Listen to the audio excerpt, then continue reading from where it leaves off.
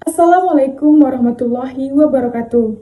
Saya Rohma Ulinasari dengan NIM 250611000117 dari Agribisnis A. Pada video ini saya akan menjelaskan mengenai materi Sosiologi Pertanian dan Pedesaan yang akan berfokus mengenai karakteristik masyarakat desa dan masyarakat kota dengan materi yang sesuai dengan sub-CPMK 2, yaitu memahami karakteristik masyarakat desa dan masyarakat kota. Oke, sebelum memasuki pembahasan desa dan kota, kita harus tahu dulu nih konsep dari masyarakat itu. Jadi, dasar konsep masyarakat ini adalah sekumpulan manusia yang hidup bersama dan berinteraksi secara berkelanjutan. Nah, di interaksi tersebut juga ada diikat oleh norma dan keteraturan. Jadi, sekumpulan masyarakat itu bukan hanya sekedar hidup, tetapi juga ada ikatan norma dan keteraturan di dalamnya. Oke, kita sudah tahu nih mengenai konsep dari dasar masyarakat tadi. Kita sudah tahu apa itu masyarakat. Sekarang kita akan membahas dua konsepnya, yaitu dari masyarakat desa dan masyarakat kota.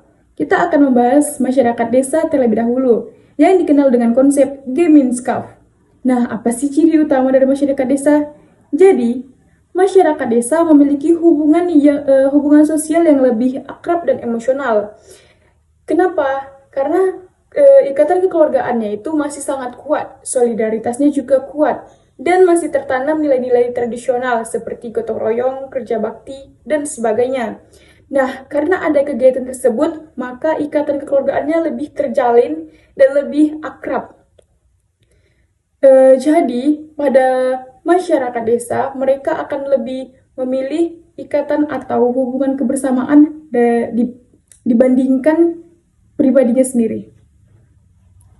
Jadi lebih memilih kepentingan kebersamaan dari kepentingan pribadi, sehingga hubungan sosialnya sangat emosional dan akrab.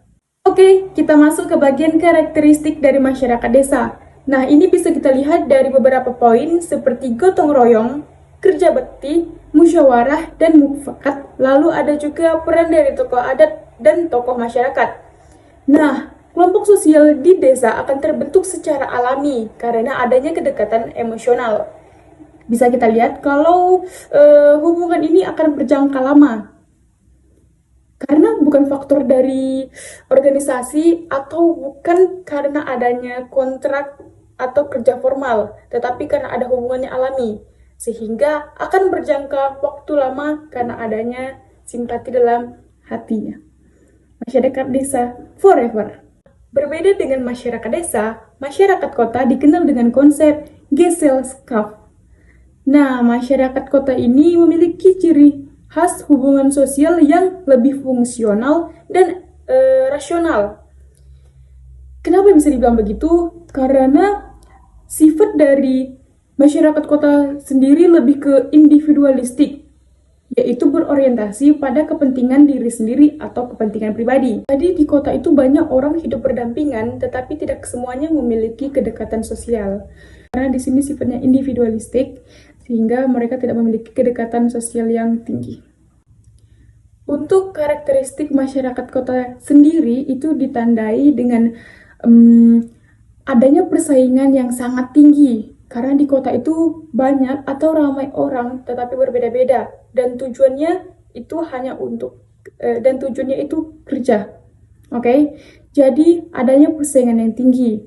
Yang kedua, hubungan sosialnya itu terbentuk karena adanya kerja yang formal atau lebih bersifat kontraktual. Kontrak. Nah, jadi kelompok sosialnya pun terbentuk karena adanya hubungan kerja, terus ada juga seperti organisasi atau keterikatan tertentu. Nah, bisa kita lihat atau bisa kita bedakan bahwa kelompok sosial di kota tidak sama dengan di desa. Karena di kota terbentuk karena adanya aturan, sistem, dan sebagainya lainnya.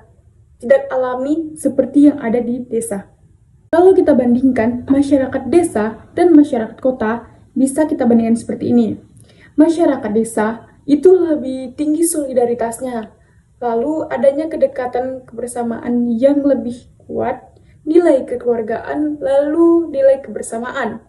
Sedangkan masyarakat kota itu sifatnya lebih rasionalitas, individualistik, dan efisiensi. Tampak berbeda, tapi hubungan keduanya ini saling terhubung dan saling mempengaruhi karena akan adanya perubahan sosial. Oke, kita akan masuk ke bagian perubahan sosial. Mengenai perubahan sosial, itu bisa kita lihat karena masyarakat desa dan masyarakat kota itu bersifat dinamis, akan terus mengalami perubahan sosial karena seperti adanya urbanisasi dan modernisasi. Urbanisasi dan modernisasi akan merubah perubahan hubungan sosial atau pola hubungan sosialnya, sehingga terjadilah transformasi dari kelompok sosial juga. Perubahan ini akan menjadi tantangan besar terhadap solidaritas sosial, baik di kota maupun di desa. Kenapa saya bisa bilang kalau masyarakat kota dan masyarakat desa itu saling terhubung atau saling mempengaruhi? Karena kan kita sudah dari kecil mengetahui kalau manusia itu ada sejatinya mandiri secara sosial, budaya, dan ekonomi. Jadi, di desa itu sebagai penyumbang bahan pangan dan tenaga kerja, dan di kota sebagai pusat industri, teknologi, dan sebagainya.